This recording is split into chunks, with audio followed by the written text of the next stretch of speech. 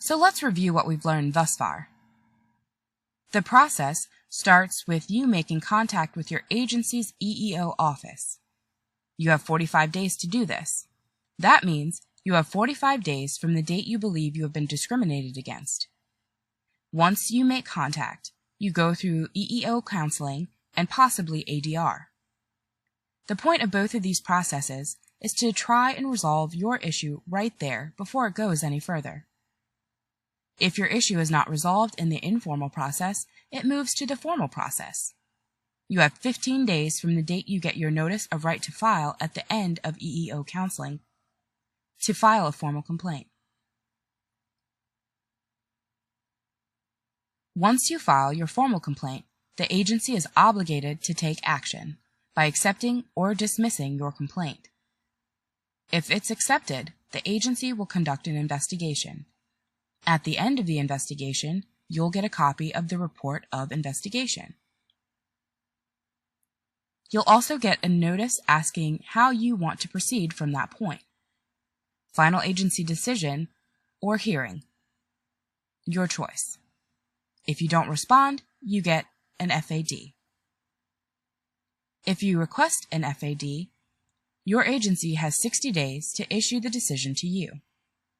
The EEOC administrative judge will conduct a hearing and issue a decision. Now that we've covered the process, I'd like to offer you some tips that you might find helpful. First, one of the most critical things to remember about the complaint process is the importance of meeting all the deadlines associated with each step of the process. Don't let your complaint get dismissed because you send something in late. Pay close attention to the deadlines discussed in this video. Always read the documents you receive during the process carefully, as soon as you receive them. Second, remember that all timelines discussed refer to calendar days, not business days.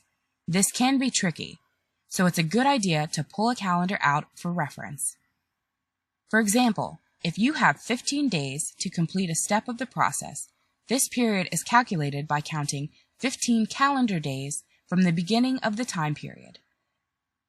So if you receive a request for a document in the mail on July 1st, the document must be returned by July 16th. If a deadline falls on a Saturday, Sunday, or federal holiday, you have until the next business day to complete that step.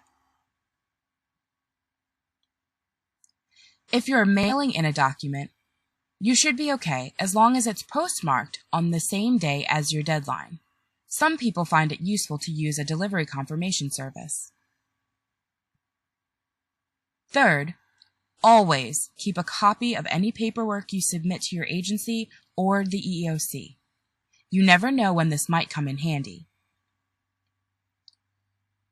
So all of that's not so hard, right? Well, maybe a little. Are you wondering whether you should hire a lawyer to help you with your complaint? Well, that's a fair question. Although you don't have to hire an attorney to participate in the EEO process, you can represent yourself.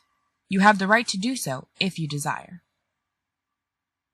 In fact, you have a right to be represented in the EEO process by a non-attorney as well.